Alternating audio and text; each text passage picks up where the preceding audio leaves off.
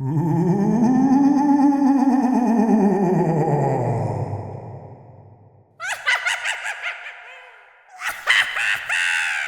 going on, everybody? Welcome back to the Barbells and Trails podcast. I'm your host, Bret, back with Riley.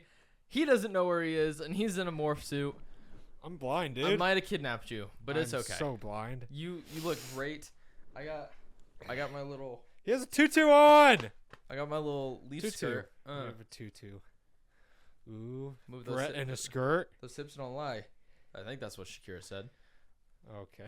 It was like Bret with a skirt? Like he's going to lure? Easy. In the fur? Are you a rapper now? Yeah, dude. Oh, I didn't realize that. You don't know who I am. I don't know who you are. Yeah, my like name's you could Jeff. be anybody right now. You could be... My name's Jeff. You could be Channing Tatum, and I would not know it. Oh, see? Exactly. I've no... Girl? Can't snap. Okay. Anyways. How's your week been? Well, good. Welcome back, everybody, to our Halloween episode. Yeah. Our Halloween special. We decided to change it up this year. Riley dubbed the morph suit, which I was very shocked and impressed by. Oh, yeah. But here we are. Oh, wow. You look fan-fiddly-tastic right there. I know. That's crazy. You look so good. That's insane. Wow. You look like you're part of the Blue Man Group, except like it's not paint. Smurf? You might be a Smurf. Papa Smurf if he's a thug. Orange hair. Yeah. But backwards hat. You know, being bald must suck for people. Why didn't you ask my dad this weekend? Shut up. You should have. Why do you say it sucks? It's so itchy up there, but like there's nothing. What do you mean? there. It's not. It wouldn't be itchy if you were bald. Oh wait. Yeah. Never mind. It's probably my hair that's itchy. Yes, it's your hair inside of the suit. It is not. I Not know because that. you're bald. I'm not dumb. I don't know. All right. So this week we were planning on doing kind of like we have in the past and reading some spooky stories from the internet and doing that. So I guess Brought a it's flashlight. we should have brought a flashlight. Just shut the lights off. Yeah. Just talk in the dark. That would've been hilarious. Nobody even sees us Just the whole me? time. Just you. Maybe just turn the lantern on. That's Okay. it. That'd be spooky. Honestly, I don't know how well you'd be seen if the light was off. Probably not at all. Barely see you right now. Yeah, I only no, see like that's the crazy. right side of your face. That's Your left side's just black. Whoa, wait a minute. Wow. Dark. yeah. I mean, you're already blind, and then now your eyes are covered, and you're wearing fake glasses. So this is rough for you. Yeah. Like how He many did how many fingers am I holding up? 4. I can tell. Oh, okay. You can count. What about Yeah. this side? 4. 5. Stop moving. 1. Okay. All right. So you can read. Yes. So that's good. All right. So do you want to start with the story so you don't have to have the mask on the I'm whole gonna time? let you go just in case I can't do it. So we have like one story while I'm in the suit Okay. reacting. Yeah. That's fine. Yeah, there we go. All right. Let me get the good old internet book. Internet book? Yeah. It's called a laptop. Is that what they called in the olden days? Yeah, I think so. That's what they're going to be called in the future. What You do know you think this- we're gonna have in the future? I don't. It's gonna be better than a laptop. A Hoverboard? AI, not AI. Sorry, but like A robot? a robot. Yeah, that's very possible. We might have a robot. No, like Like a little robot? maybe. Like what if we have like glasses that is augmented reality kind of That'd thing. be kind of badass. Yeah, so like the internet's just here and I can turn it on. Oh, Kind of like an Apple Vision Pro, but on Ray-Bans. That'd be crazy. Have you seen the new Ray-Ban glasses? Wild. Kind of. They have cameras. All right. Sorry. All right, let's get spooky dooky. Okay. All right, we'll start with our first story, and this is from r/true scary stories. So hopefully all these stories are factual and real. Something came into my house, and I sat on my bed. Then I lost time. What? Yep, that's the title. Okay. Hi all, I don't post much, so apologize if this is too long. I've tried to cut it down while keeping all the necessary info in context. When I, 38 male, was 18, Lived in a suburb in southeast Melbourne, Australia. Noble Park. I don't know why By we needed. himself? Possibly he was 18. Our house was the odd one out on the street.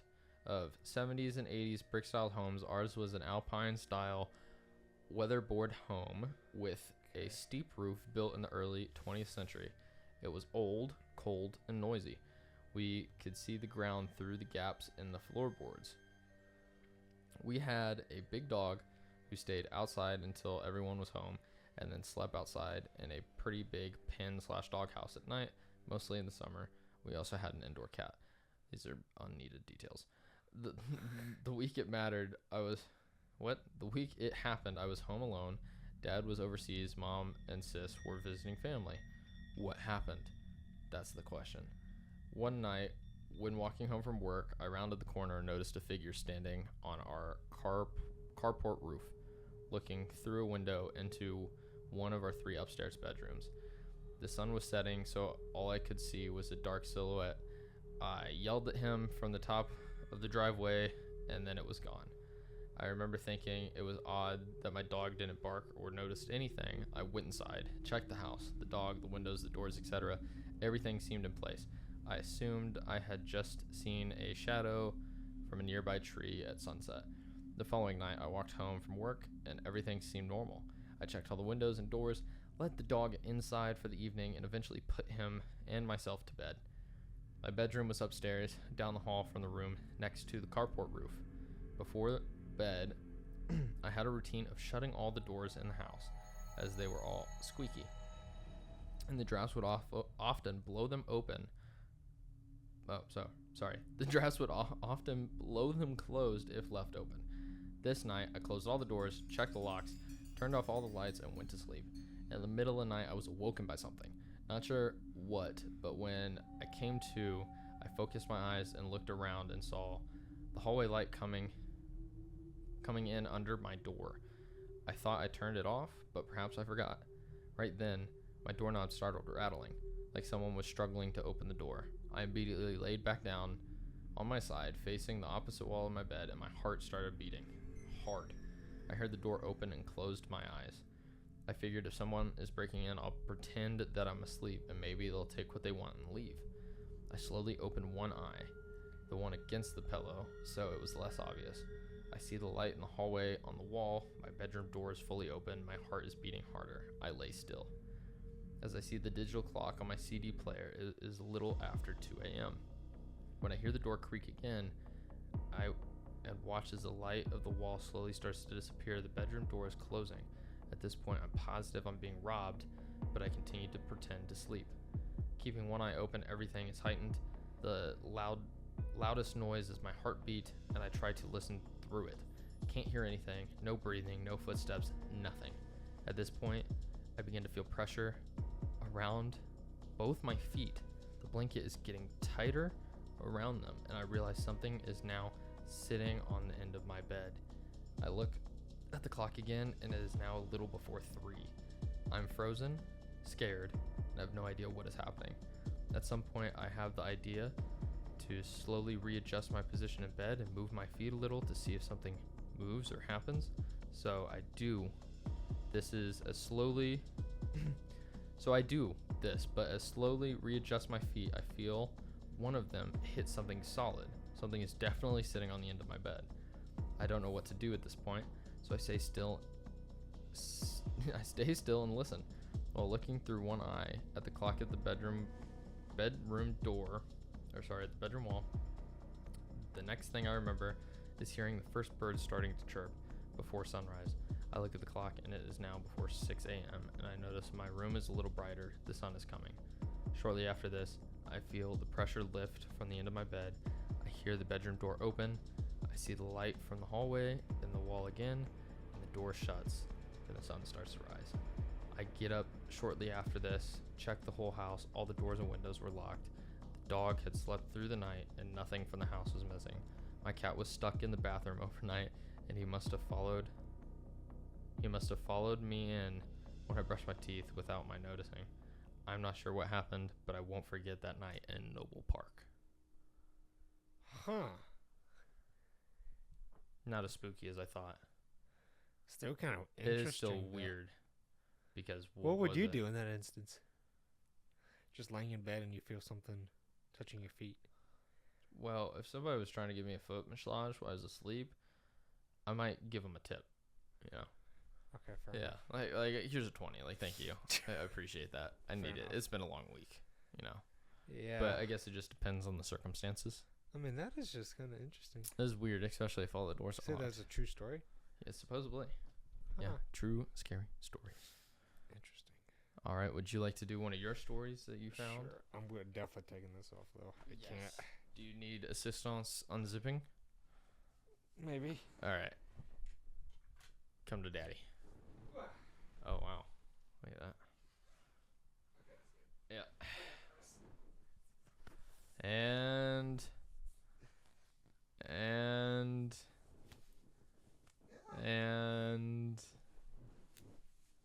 welcome back. I'm back. Woo! Your face is red. Is it really? Yeah. It's pressing against my face. Okay. Glasses back on. You're back. Boom. Damn. With my phone. Who are you? My name's Jeff, dude. What up, Jeff?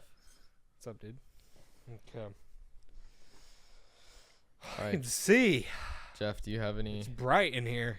It is. Do you have any scary stories for us? I have a few. Oh, yeah? Have a few. Oh, that's the wrong thing. Sorry. You Just better getting apologize. to you. What? Yeah, that's what I said. Can you stop? Not you. I love you. Love you too. I'm going to have to. Where are your actual glasses? They're right there. It's not good when you have the blind guy wearing a mask and not wearing his own glasses. There we go. Now we're good. Now this is supposedly a real story as well. Okay. In India, this is a very short story. Not too long. In India, there was a boy. Let's give him a name. Ryan. For this story, Ryan was 11 years old. He was in 5th standard. We'll just say 5th grade. Yeah. Ryan believed that there was someone who protected him from everything, but in reality there was no one. She was like a friend to Ryan. She only exists in his imagination. Ryan used to tell their friends about that imaginary girl. Ryan gave her a name, Chanda. Okay. Oh, I think that's how you say it. Ryan said to his friends that she comes from the moon, and Hindi moon is known as Chand. That's why he named her Chanda. He told that she has very long wings and a very long tail. Her body was totally black like a vampire. In daily life, anything happened to Ryan. This is a very terrible. Terribly written, huh? Yeah.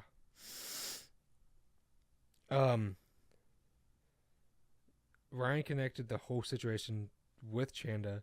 He always believed in Chanda saved him. Now Ryan is 22 years old and Chanda is alive in the story only. That was a terrible story. Well, never mind. Do you have another one? Yep, let's go to the next one. All I right. didn't read it all. I just Okay. read the first part. Okay. All right. I'll close my eyes and imagine. Yes, imagine. I'm imagining. A few months ago, a friend of mine, who is an up-and-coming nature photographer, decided to spend a day and night alone in the woods outside of our town. Okay? You're alone by yourself in the woods. She wanted to get photos of the woods and wildlife as naturally as she could for her portfolio. She wasn't afraid of being alone, as she had camped by herself many times before. She set up a tent in the middle of a small clearing and spent the day taking pictures. She filled up 4 rolls of film on that trip, but something was strange about them. What she saw in those pictures has stayed with her ever since, and she is still trying to recover from the trauma that has caused her. Almost every picture was accounted for. Was it Bigfoot?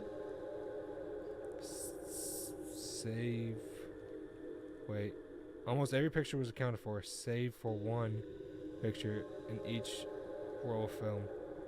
These pictures were of her asleep in the tent in the middle of the night. So she was just sleepwalking and taking selfies. That's what I'm hearing. She wasn't sleepwalking. She was She's taking sleeping. pictures. Sleep picturing. Yeah. Imagine that. That's kind of cool. Somebody took a picture for you. Sure. I love how it's so serious, and I'm just like, nice. Somebody got a picture. Oh, I don't know what I look like when I sleep. I don't think I want to know. Take a picture of me next time I'm taking a nap. I'm good. Why? Oh, I mean, fine. I'll take a picture of you, but I don't want to see. I feel like, I don't know. I've seen you asleep before. Have you really? Yeah. Weirdo. Stalker.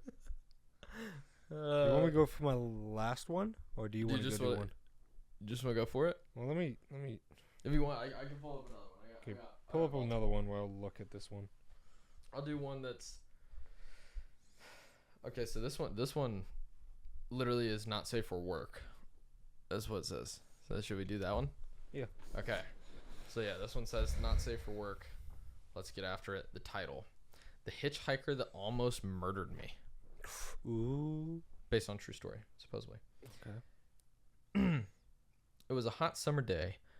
I had gone on a hike and got seriously lost, which is another story.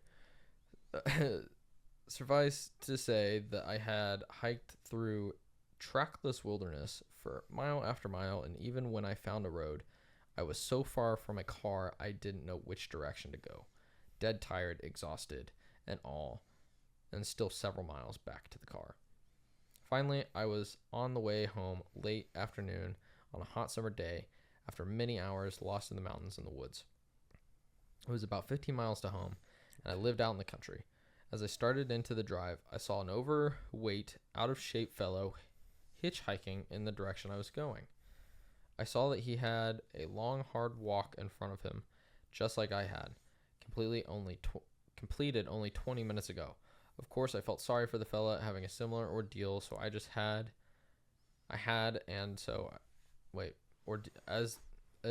similar ordeal as I just had, and so I stopped and motioned him to get in. I did not realize my ordeal for the day is not over yet. As he opened the door, he gave me a look, and we exchanged greetings as he squeezed into the front seat. He was going to his spot on the highway to my house, and away we went, engaged in light conversation. I glanced down as at his side. I noticed he had a prosthetic arm made of a hard, heavy plastic with metal hooks that grasping the inside of a hand. From the conversation, he was out of work, construction heavy equipment operator, whose house was undergoing bank foreclosure and was basically squatting illegally on his own property, basically hitching around during the day to avoid the sheriff from evicting him and coming back in the evenings to let himself into his basement. So basically a homeless vagrant and a transient that still had a physical address. This didn't raise any red flags with me at the time, though maybe it should have. I had a retour of interesting stories I like to tell. I dusted one off and told him a yarn or two to pass the mile and be friendly, as it makes the ride easier. He listened politely, and I found he liked to talk a little bit about himself. My tales must have encouraged him, because he began to tell me a very strange tale of his own. He began to relate to me that years ago, during what he claimed was one of the worst blizzards of the century, in his words, a woman had a bad accident on the U.S. route that went past his house. He said that she was badly injured from the accident and bleeding to death, His story continued, and he mentioned that the weather was so bad that the road was undrivable. But as a construction operator, he had a backhoe. He said that he loaded the injured woman into the bucket of the backhoe and drove her 30 miles through the freezing cold and blizzard to a major medical center to deliver her to the ER. This was a pretty odd tale, I thought. I'm pretty street smart, having seen a lot of the world and some of the more dangerous places in it. I believe that he had changed up the story somewhat to protect his guilt. He wanted to share his story, but disguised his role, or what had really happened. In other words, his story contained a kernel of truth, but he had changed a few details. I am quick to spot inconsistencies and also can analyze just as quickly. It comes with the street smarts, and other words, survival instinct. What I think is true was that the woman who had a fatal injury, perhaps someone who had come to his door for help, I think that she had died. I think he used the bucket loader to bury her body. The way and wherefore I could not guess. But I had immediately gotten that impression. I did not have much time to think about it as the drive was coming to an end. It may seem weird to you that I came to that conclusion, and perhaps what follows will convince you. As he ended his story, he came to the turn of his house, and as I turned into the long driveway, he had just ended his story and now began to make improper propositions to me as to what he would like to have happened. Unanimously, I was a bit taken back and just simply told him politely that was not my thing and ended my conversation, and we pulled up to the house and he continued to insist. The problem was he was not taking no for an answer. I realized things were rapidly getting out of hand, but I am a cool customer, and when dealing with actual stress and danger, I'm pretty hardcore with dangerous and almost potential malfactors. But not this guy, which shows how dangerous he was. He was getting out of my car now, and we were stopped, and he had his hard plastic arm, solid and heavy as a log, raised halfway between us. He looked me straight into the eyes, not saying anything. Having studied self-defense, I knew the deal. If I looked away or blinked, he would knock me out with his arm. He was formidable as well. He may have been fat, but he was a construction worker with large arms and muscles from a life of heavy work. The weight was all his advantage in any struggle. I knew the deal though, and I always had a plan in case a hitchhiker was dangerous. I had my seatbelt on, he didn't. The plan was to floor the car into the house at about 60 and put him through the windshield. Even if I was injured or unconscious myself, hopefully he would be worse. The idea was that the noise of the high-speed crash would bring neighbors to find out what happened, and I would also blare the horn. I could see that if he went through the trouble of knocking me out for the purpose of the R word, that he likely would never wake up again.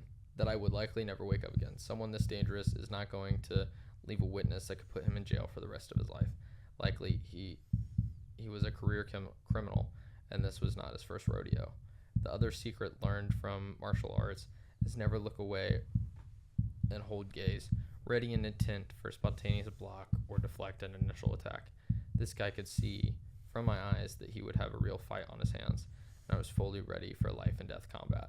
The situation ended when he opened the door and anticlimactically got out.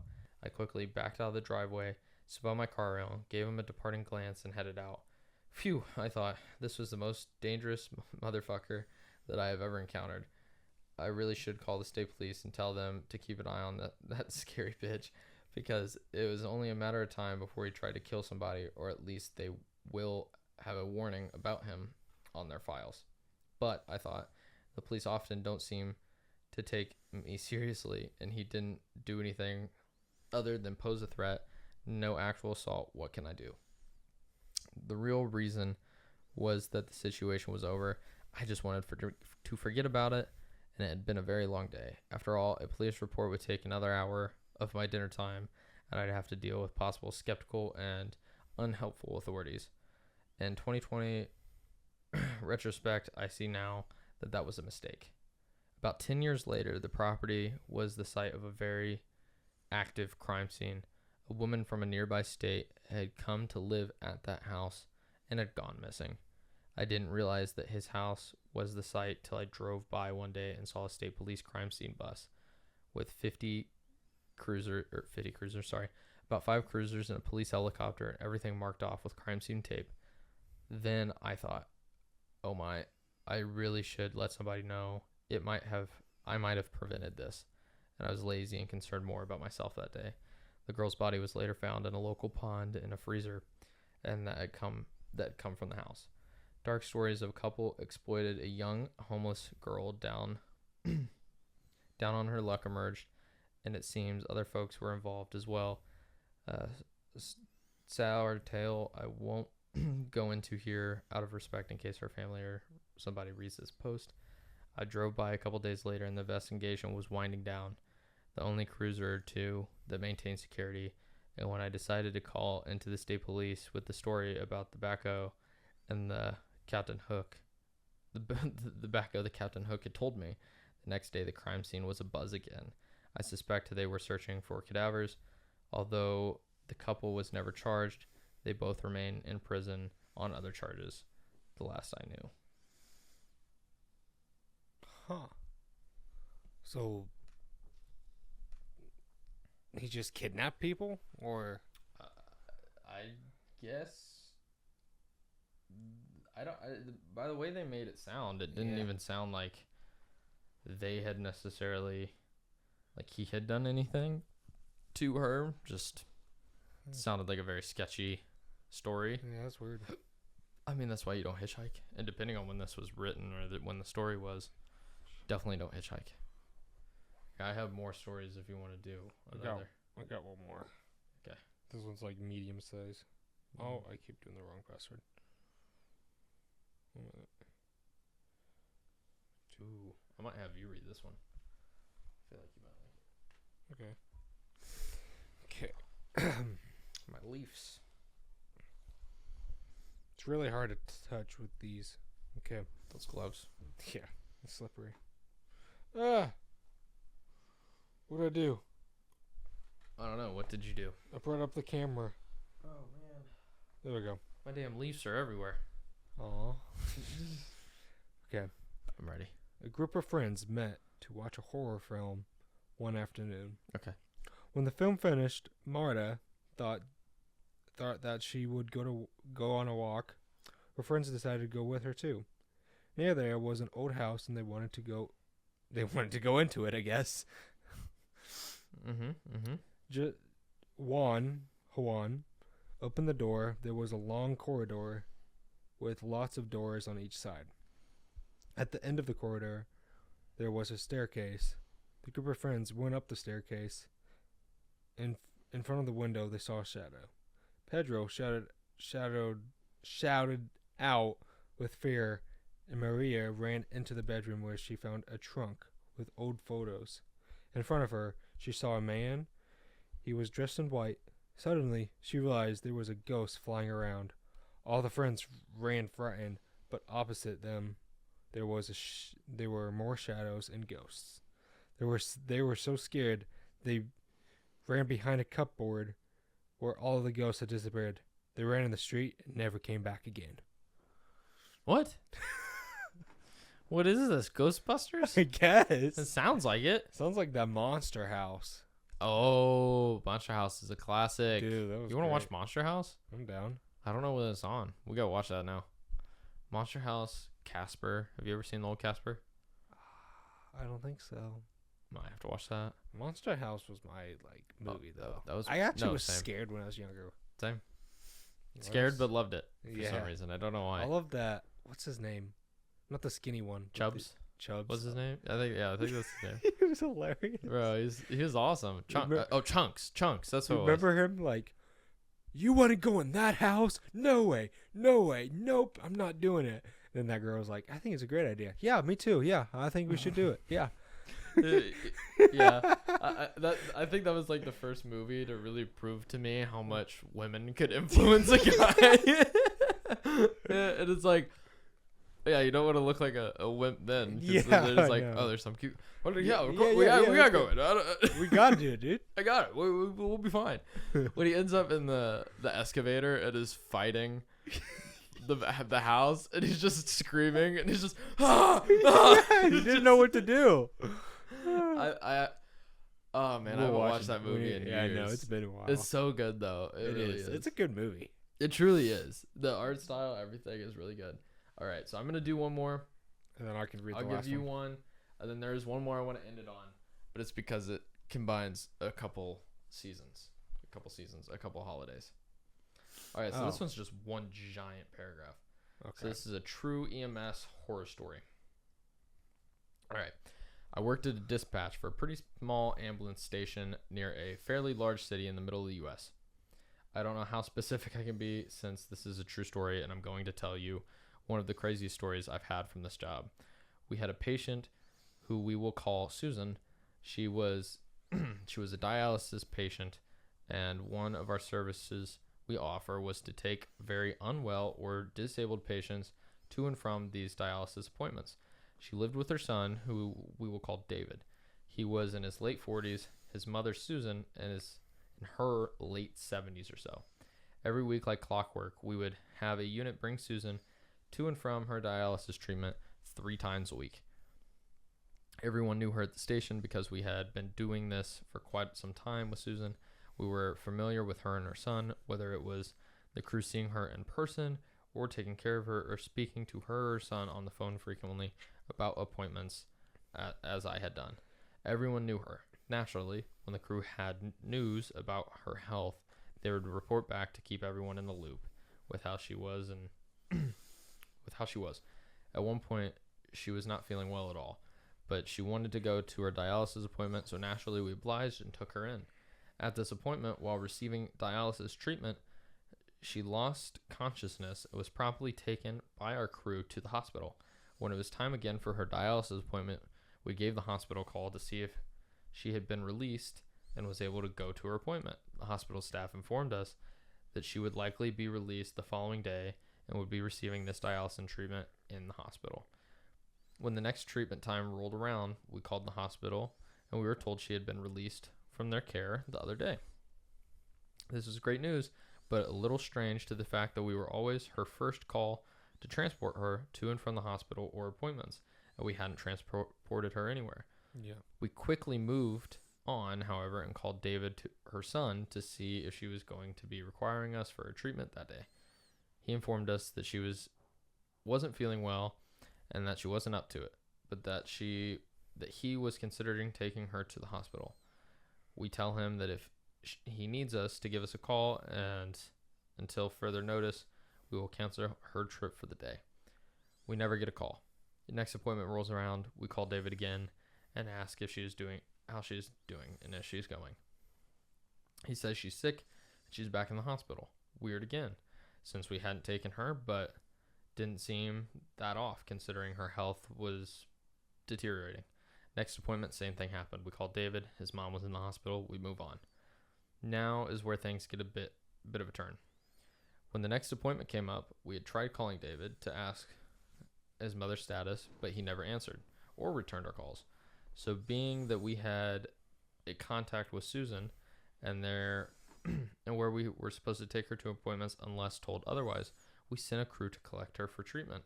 When the crew arrived on scene, they knocked on the door with no response. They knocked again and were greeted by David smoking a cigarette. David seemingly surprised, but the crew said they were here to pick up Susan for her appointment. Susan responded, stating that he had forgotten to call, but Susan is still in the hospital not doing well. The crew gave their best wishes to David and shut the door, but the crew felt like something was off. They immediately radioed into dispatch that something was wrong, and they requested we call the hospital. David said she was in to see if she was still there. The hospital had no record of her being there since we last knew, so we had the crew leave the scene, and we called for a welfare check on Susan at her son's house. We heard nothing the rest of the day from the police, David, Susan, or anyone else involved. The next morning, I came into work, and the very first call I took began with, "This is the sheriff, blank, with blank. I'm calling to report back on the welfare check you asked us to perform yesterday. I was nervous as he sounded concerned, and I didn't really expect them to call us back with any news. He proceeded to let me know that upon arrival to the home, they spoke with David, who was adamant his mother didn't feel well, but that she was home from the hospital. The police asked to check on Susan to make sure that she was all right, and eventually David obliged, letting the police into the home. Once entering the house, they were met with a grim scene, though I imagine the smell was what they noticed first. They continued to explain that what the officers observed was the dead body of Susan, propped up on the couch, wrapped in blankets, as if watching the television. But she had been dead for a while. They approximated around 2 weeks. When speaking to David, they found that he had been changing her clothes regularly and watching TV with her. Obviously, he was suffering from some form of mental illness and grief, but the thing was, he had never taken good care of her until she was dead. No news coverage, no updates from the police further than that. Nothing. Stuff like this happens in your hometown and you'll never know it. Dang.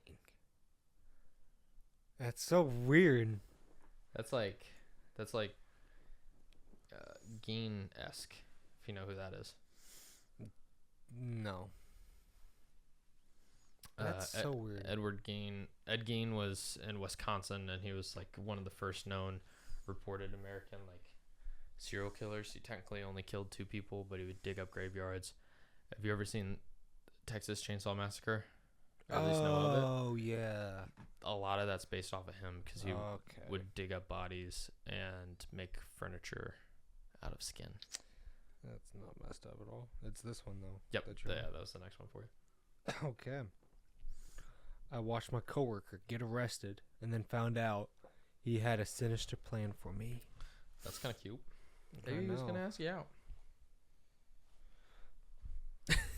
Wait, okay. Maybe. I mean, you never know. Maybe a date. Yeah, maybe it's a date. Pizza night? Pizza night. Okay. I worked with this man for a little over 3 years. Worked pretty closely on some projects over the last 2 years, and even sat near one another at work. In September, I showed up and saw about 10 detectives at my place of work. I was a bit startled, as this was quite unusual for my area. I looked around and saw that my coworker was in handcuffs and looked quite disheveled, which wasn't out of the norm, to be honest. I walked up to the detectives, introduced myself, and let them know who I was in relation to him. I asked what was going on, and they filled me in on why he was currently being arrested for the sake of the case. For the sake of the case, I won't share more than he was a disgusted person, I guess. Over the course of the next 3 hours, I watched as they dismantled his workstation, went through his belongings, took evidence pictures, and so on. I was pulled in and out of rooms answering questions about his character, what I knew of him, and my feelings about him in person. I told them he gave me a weird feeling in my gut that I've always told my husband I wouldn't be surprised if the cops ever did come looking for him. My husband even thought he was weird, and if I ever went missing, that he would be the first person to be a suspect. I didn't realize how real this almost was. The detective on site told me that they served a search warrant at his home and were looking there for any evidence. It sounds like they found more than they anticipated and were looking to see if there was anything else. Unrelated to what they were currently investigating, I was asked my name and my husband's name for confirmation for something they found, which I did not think was odd, but I let it go and called my husband to update him on what was happening of the day. However, the last hour I was pulled in for the final time and advised by one of the lead detectives who couldn't even look at me that I needed to ensure I was safe and protected in the event they didn't book him that day. Come to find out, he had been journaling about me over the course of of at least a year, saying he wanted to be with me, but the problem was that I was married. His journal then lined up a plan to set my husband up for cheating on me, and the end result in my death, caused by him, my coworker. Damn. The officer said that everything in between was more vile than he's ever heard, to the point he was crying when he was telling me to make sure I was safe. A detective was crying. Oh, okay, sorry. And didn't want to scare me. Thankfully, he was charged, and he was charged and looking at a long time in prison. But I still think about it. It keeps me up at night. It just shows you never know anybody, even your coworkers. Do you know me? You're not my coworker. Yes, I know you. Cool. Damn. That's kind of freaky.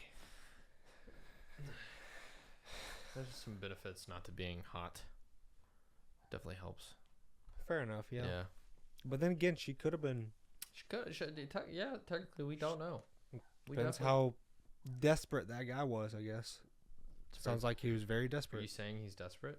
We don't know this guy. He was journaling about his coworker for a year. He was lonely. He was desperate. Okay, he was desperate. All right. I think this is gonna be. If you're gonna put a frame on somebody for cheating, That's wild. That actually is insane. All right, so this is the last story, at least of the night. Okay. The little girl. Let me get my mindset in. Okay. I've been a mall Santa for years now. Okay. That's gonna be my life eventually. It's a pretty easy job. Mm-hmm. I just need to get into a Santa costume and sit on a chair listening to some kids' wishes. Most kids would wish for toys, games, or other things, and I listen and sometimes give a ho ho ho, but one girl stood out to me. She had brown hair, blue eyes, and couldn't be any more than 6 years old. Before you say it, no, I'm not a predator or anything. There was just one thing about her. She came to me, sat on my lap. She didn't have a smile like the other kids. She said, "Santa, my uncle is so rude. He's so bossy and insults me and my mommy. Can you do something about it?" And I told her, "Don't worry, with the Christmas spirit, Santa can do anything. But just have to believe in it and everything will be fine." She smiled and I asked for her name and she told me it was Elena. She walked away and I felt bad for her. No one should have a terrible uncle like that. As the other kids sat on my lap, I decided for now it is best for me to focus on my job. A year passed before she came to me again. When she sat on my lap, she wasn't smiling again. She said, "Santa, there's this kid, Brandon, at my school, and he keeps messing with me, and the school doesn't stop him. Can you stop him?" I felt bad. No kid should go through bullying, but what can I do? Well, maybe something. I tell her, "Don't worry, Elena. Use the same power as last year. Believe in the Christmas spirit." She smiled again and said, "Okay, and you remembered my name?" I let out a ho ho ho after saying, "Santa remembers everyone's name." And of course she left as the other kids sat in my lap again, and I felt bad, but I had to focus on work again. Finally, the next year came again. This time her mother seemed sad. And when she sat on my lap, it looked like she was about to cry. She said, "Santa, Mommy's new boyfriend keeps getting angry and hits her and me, too." I felt anger I've never felt before. I couldn't believe I was hearing this. She said, "Can you use Christmas spirit again?" And I said, "Yes. You just have to believe in Christmas spirit." She left again as the other kids sat on my lap. A week went by, and I went to the girl's house. I was in the same Santa costume. I went inside the house, and I saw her new stepfather asleep on the couch. I thought I'd have to wait until he went to the bathroom late at night to confront him or drag him outside his bedroom, but there he was on the bed. I took out a knife and woke him up. As he comprehended everything, he suddenly made a worried face as I slit his throat. I took some stuff and knocked over a lamp to make it look like a robbery as they left the house quietly. It felt right. I doubted Elena knows. Hell, I doubt her mother even knows that I'm her real father. I remember strangling her uncle in the house. His terrified expression made it feel good because of what he had done to my daughter. I remember killing her bully Brandon and hiding his body outside a pit in the forest. Ever since Mrs. Segman left me, I never got to see my daughter, but now I did. Eventually, Elena will grow up and stop believing in Santa. Until then, I will get rid of all the bad people in her life and make sure she doesn't have any troubled people on her on her life in her life left, or at least not as many as she would have. I don't care what anyone says. I see what I did as the right thing, and that's what a father should do, or at least that's what I did. That's not talking about those people. I'm glad to save Elena from them. Who knows? Maybe I'll see her again one day. Damn. Santa's getting crazy. It's evil Santa. That's like Krampus, dude. Have you- That's a real life Krampus. That's crazy. I saw a plot twist coming though. I did see it. Yeah. Yeah, did you see the plot twist? Yeah. The dad I didn't thing? think about it was going to be Santa though, and he's going to be the dad. But Oh, what plot twist were you thinking? I don't know. Like, Just something? yeah. Okay, before we end this, I thought we'd talk about, do you have any spooky stories? I don't. Do I have any spooky stories? Yeah, anything unnatural, normal, something you can't explain? No. I mean, I just know I was scared of ghosts when I was a little kid. Okay. Every time I would go upstairs, and when my bedroom was downstairs, Yeah. and Nathan and Nora were both gone, like it's so scary upstairs. I thought so. Like one time when I flicked off the light, I guess like the chain for the fan, Yeah. it was caught up, and it was turned on. Oh yeah. So when I flicked it on, it did that, and it snapped and made a really loud noise. I was like, oh fuck it! I turned that shit off, and I ran downstairs. I don't have any like weird or spooky stories, I guess, but Yeah. what would you say is some of your favorite Halloween movies, or what was probably one of the first horror movies you remember watching growing up? Honestly, one of my first and probably youngest like actual horror movie I remember watching was Nightmare on Elm Street, and I was probably 8 or 9. See, my mom never really let us watch horror movies. This thing, Yeah. like, I did watch. I think it's called Log Cabin. Oh no. Cabin in the Woods.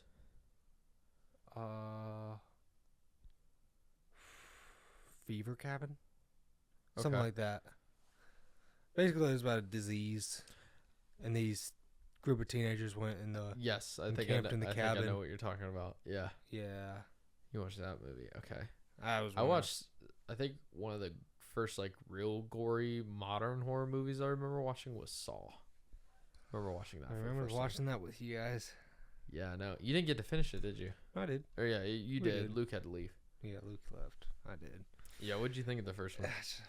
I think I'd be better now, but Yeah, back then, oh gosh. they do stay crazy as the story goes on. I haven't watched like the brand new ones, like Jigsaw, like that one that came Yeah. out a few years ago. I haven't seen those. I might watch those at one point, but like what's probably one of your favorite horror movies you've seen? Honestly, I like the slasher style. I feel like they're like that's like yeah. I like there's one movie called Us. I Yeah. talked about it a little bit. Yeah. maybe. I like Yeah. that one. That one's pretty good. And then there was another one called shoot. I forget what it's called actually. There's a group of 4 guys. They were camping. okay. They took a shortcut through a woods. But The Ritual. The Ritual. Yeah. That movie. That movie's weird. That's a weird, but it was a good movie. Yeah. I did like it. Have you ever heard of Midsummer? I think so, actually. It's like a Scandinavian thing, and they go over, and it's a bunch of Americans, and then it turns out that they're basically used for like a sacrifice. and stuff for like a Swedish a Swedish summer festival of sorts. It's kind of trippy. I do love like the old classic like slasher movies. I don't find them necessarily super scary. I feel like they're just fun. Like obviously like people's dying, but it's like fun. It's like fun horror because it's not like. I mean, at the time they were probably terrifying, but I feel like it's easier to like wrap your mind around. So like old Jason movies and Halloween movies. Yeah. It's something you can kind of wrap your head like, around, and it seems it was the poltergeist like Pennywise. that stuff would scare me. Like that I watched the original It, but the new one's definitely a lot creepier. Like the first one's creepy for different reasons. Like there's just some like it's not like physically scary, but it like you just feel off. Yeah. Like it's one of those where you just feel uncomfortable. Like those I couldn't like imagine Michael like Myers or something just chasing you. That's like those I can like wrap my head around. I'm like I could deal with that. Like that seems like more manageable. Yeah. Obviously Michael Myers can't die, and neither really can Jason. But like when you're dealing with Freddy Krueger, like that scared me as a kid because I'm like you don't want to sleep. Like you're literally creating a monster that's supposed to live in your dreams, and you will die in your dreams, and no one will know. What did you see the new movie that came out called Sting? Sting. It's about a spider. No. Oh my gosh. You know Hope's has a phobia of spiders. Yeah. Should we watch it? Well, she's like, I'll watch it. I was like, okay. No, she won't. I don't know. But like, it's literally the spider's like bigger than the fan. It grows up to be bigger than the fan. It's like, just a human eater, and everything. Like it's actually kind of creepy. I want to watch it. I want to watch the new Terrifiers. I've heard they're like really gruesome, but they're like almost funny because they're just like creepy and unrealistic. And like basically the guy that plays Ark the Clown doesn't talk the entire time. Kind of, I guess, like Jason, but like he's also in like you know how like I don't know if you've watched like some of the old like Friday the 13th or Halloween's. You don't really ever get like for a long time and this is kind of normal with old horror movies, even in some new ones they keep it more for like monster movies where you don't necessarily see what the creature or the thing looks like, and you just get like hints of it, or you see a hand or shit moving and you see their perspective, but you don't see what they are. There was kind of thing. There was a horror movie me and Hope watched recently. It's about a play. Ooh. And a kid. Well, it was a play, and the kid's supposed to get hung. Something happened. Like it was like an older days play, and that's when they hung people. Okay. Well, the boards broke under him, and he actually died on scene. Well, like 20 years later, they wanted to recreate this play, and so that happens. This guy, and it's actually really cool because they actually videotape it from like an old videotape, so it's all like first person. Okay.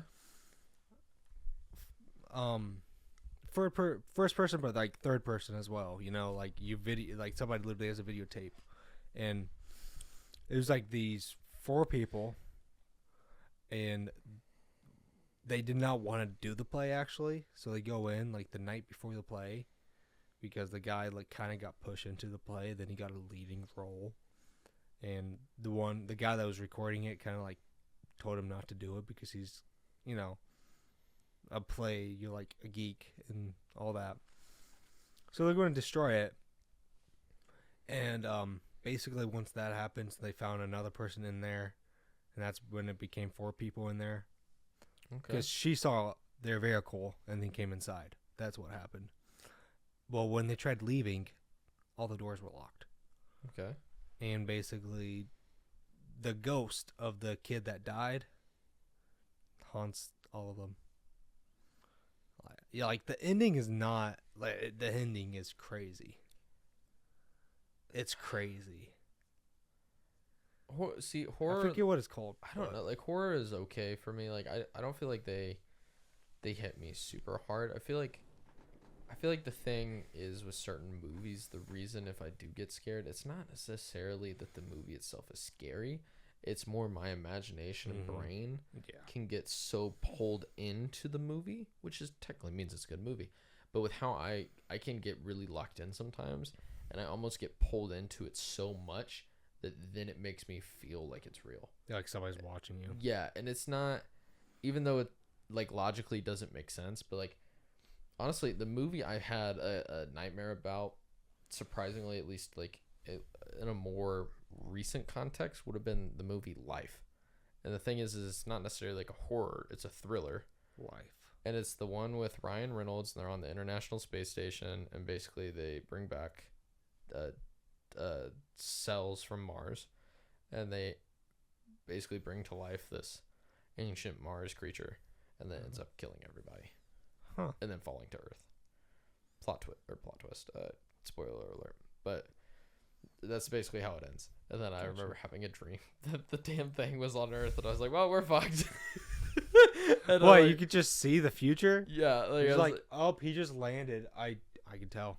It's in my brain. Yeah, no, like for real. Like I thought it was like in Tipton County. And I was like, well, we're all dead.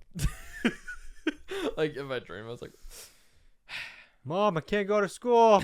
like just shit like that. But I don't know. Like I feel like I don't like horror as much because sometimes it just seems so unnecessary. Like sometimes I like it because I almost see like the comedy in it because it is so ridiculous at times. And like that's kind of where my brain goes. But then there's also sometimes where it's just almost like too gruesome. It's like I don't see the point. Yeah. So like there's like a weird middle ground that I gotta find. Because me and Hope watched The Nun recently. Yeah. And I mean, it was a good movie. I mean, it kind of scared me at times, but yeah. I don't know. Like some horror movies, I get why people like it. It's just I don't like it a lot. Like makes sense. I think I like almost like horror action / thrillers. Yeah, thrillers like more. that's kind of what I like. Like I like Halloween. I love the spirit of Halloween at times. Like it's fun, but there are certain things that like I don't know. Like I guess I just don't like, even though I like the idea of like learning about the occult sometimes when it comes to like people like hearing stories or true crime, there's just something about that like I still sometimes like don't get the obsession over horror movies. True crime I don't get. Really? You like some like on Snapchat you can see some stories. Sometimes that pulls me in, but like I don't see myself watching like Jeffrey Dahmer. Oh, like see, I haven't watched that. I'm not going I'll to. listen to somebody break down the life story of somebody, like almost like a mini documentary or podcast. So messed up. Ugh. Because I've heard some ridiculous stuff and gone into some ridiculous details on things. That for some reason doesn't bother me. I don't know why. And I feel like it is like a slight disconnection. Some of it is like it's already happened, so it's like nothing can change kind of thing. Like you're telling a story and a history. And I feel like part of it is that's what kind of allures me is the history side and like wanting to learn more about it and that person. And then part of it with certain people, let's say like a serial killer for some case, is like learning the psychology of that person and like that side of things. Obviously, like as terrible people, and they deserve what they get, considering their crimes and the shit they do is absolutely ridiculous. But like that's more what like drives me to be like interested, I guess. That makes sense. Yeah. But it sounds like we got a few movies to watch. We have a bunch, to be honest. Honestly, we do need to make a list somewhere and be like, okay, like these are some movies sometimes. Like let's make some movie nights here and there, especially this winter. And if we get the chance, like I forgot, like you're gonna be gone like the week of Christmas. I'm gonna be all alone. The week after Christmas. Okay, the week after Christmas. Yeah. I'll be all alone. Good. We still have freaking 20-ish days. 20-ish? More than that, but like before Christmas. Oh, yeah. To do anything. Yeah. Because we don't know what's going to happen the week of Christmas. Yeah, exactly. It'll be. But yeah, we got some. But okay, stop thinking about Christmas. It's still fall. Yeah, we need to watch Monster House for sure. We gotta. Yeah. I do gotta ask. I know this isn't like. I wouldn't say this is a horror movie type. Like it's more of like almost like a horror themed / action. Did you ever watch the original Blade back in the day? Mm-mm. Feel like you'd like it. Involves vampires. It's cool. It's fun. Wesley Snipes. amazing. Okay. They're making a remake. Marvel is doing it supposedly, and Wesley Snipes is doing it again. So it's probably going to be fantastic. They don't mess it up. I don't think I don't know if it's going to be like a complete remake, but they're at least bringing the character back. Okay. And then have you ever heard of the Underworld series? Yes. Have you watched it? No. I feel like you would like it. I think Nathan watched it. It's fun. It's like